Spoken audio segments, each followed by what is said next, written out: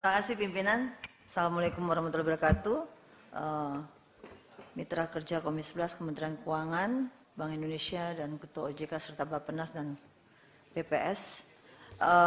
Saya langsung saja menyampaikan beberapa hal terkait dalam dokumen kerangka ekonomi makro dan kebijakan fiskal atau KMPPKF. Bahwa saya melihat di sini yang diserahkan oleh pemerintah terhadap DPR telah menetapkan defisit itu tadi Pak 2,5 hingga 2,8 dari PDB. Tentunya ini kan rentang defisit ini terhitung sangat tinggi dibandingkan tahun 2023 ketika saat itu hanya 1,65% dari PDB.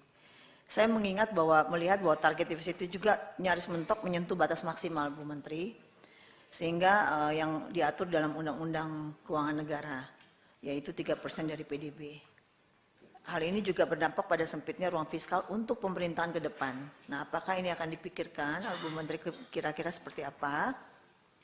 Ini harus ada akselerasi terhadap angka defisit tersebut yang harus kita ingat di masa transisi pemerintah ke depan nantinya.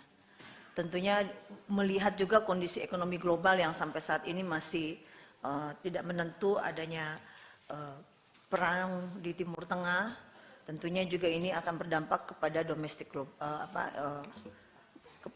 pada saat ini, kondisi ekonomi domestik pada saat ini. Nah, apakah RAPBN yang akan kami bahas ini sudah akan mengakomodasi visi dan misi maupun program pemerintahan ke depan? Ini kami nanti juga minta disampaikan oleh pada rapat panja nanti, dan bagaimana upaya pemerintah memastikan bahwa kapasitas ruang fiskal itu bisa inline dengan pemerintahan ke depan nantinya. Tentunya ini saya sangat concern dengan, karena ini kan masa transisi. Kami harus melihat itu. Artinya rentang defisit itu terhitung sangat tinggi dibandingkan pada tahun 2023. Ini yang saya tadi sampaikan. Nah, saya mengingat karena ini adalah masa periode Ibu Menteri yang terakhir. Oleh karena itu, agar sempitnya ruang fiskal ini tidak mengganggu proses transisi, tentunya kita meminta kepada Kementerian Keuangan untuk melakukan atau meninggalkan legasi dalam program menggenjot penerimaan negara dalam optimalisasi penerimaannya itu dalam bentuk perpajakan. Nah, ini belum kami dengar, nanti dari rapat panja saya ingin menyampaikan juga, memberikan masukan juga kepada Dirjen Pajak.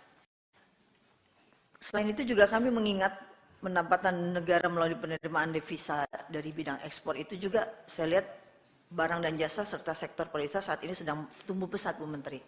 Dan pemerintah kita memberikan apresiasi dari sisi belanja itu juga penting untuk memastikan, Bu, program-program pemerintahan baru nanti harus benar-benar memberikan multiplier effect kepada perekonomian. Jadi artinya ruang fiskal defisitnya kan sangat sempit.